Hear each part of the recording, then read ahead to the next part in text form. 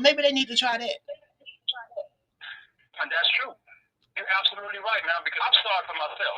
Man, I have been locked up for a long time. And you can believe one thing, I have never ever seen, since the time of my incarceration, over 40 state representatives, the state's the directors. I have never seen all these people come to one unit at one time. Never.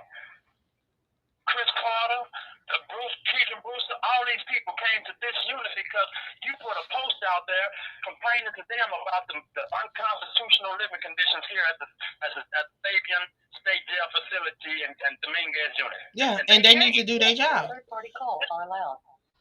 And how They they actually came. and then they go with the third party call. Stop listening so hard, and you won't think we on the third party call because we're not on the third party call. Well, ma'am, they did come, and they have been fixing everything that they can find. They shut the kitchen window down because they're not washing them dirty trays in that washing machine, in that washing them or in the trash cans. So They they got a doing their whole job. cardboard.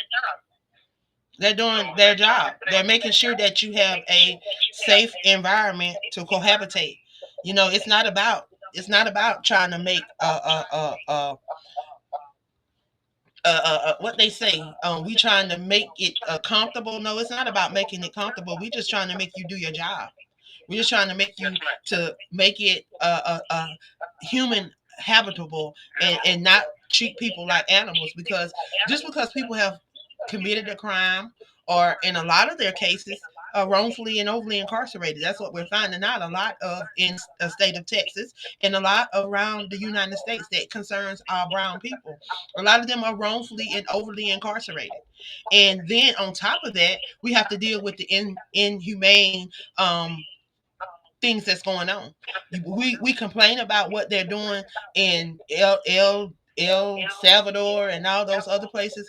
Well, if y'all are as disheartened about that, then think about what's happening right here on our own soil. Those same things are happening right here within the prison system. You tell me how a lot of these prison systems are getting drugs in when you getting strip search darn near when you go visit. So a lot of the wardens I hear are saying that it's the family's reason why a lot of these drugs and stuff is circulating inside of the prison system, which is totally a lie. There's not no family members reason why they want to say no. Family members are sending money because they think their loved ones need something, and then when they find out that their loved one is on drugs, then I can guarantee you they're stopping. They're not contributing to sending of no money to contribute to no habit that was developed inside that prison system. Because as I'm listening and talking to a lot of these people that are inside the prison system, their loved ones were not on drugs when they went in. So they developed this habit and they developed this addiction on the inside. You know, and that is across the board. That's what I'm seeing across the board. And that is a problem. That is a serious problem. Okay. And it needs to be addressed and it needs to start with the warden because he's in control of what goes on in his facility. So if he's saying that it is the family members, then what are you doing to make sure that the family members are not contributing? You know, you have a part that you can play too. Yes, ma'am. That's true, ma'am. And see, you made a point yesterday on your live regarding the fact that these people can do better by these inmates, especially those that have already been granted this parole, ma'am.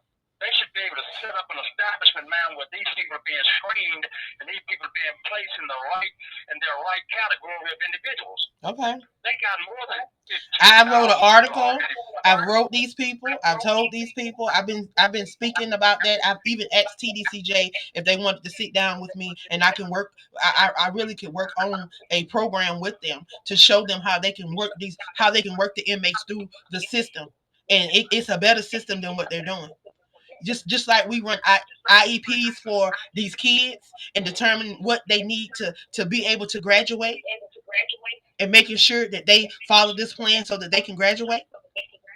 then that's what we need to be doing in these prison systems. What is the classification really doing? When you're classifying these inmates, how are you classifying them? That's the whole purpose of the classification process. The classification process, they should have these facilities, and I say it again, and I'm not going to change what I'm saying.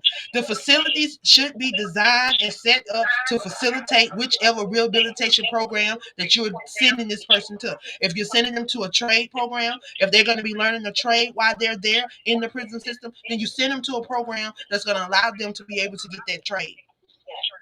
If their objective is to get a 4 year degree, whatever type of degree, then you send them to a program that's going to allow them to get that degree.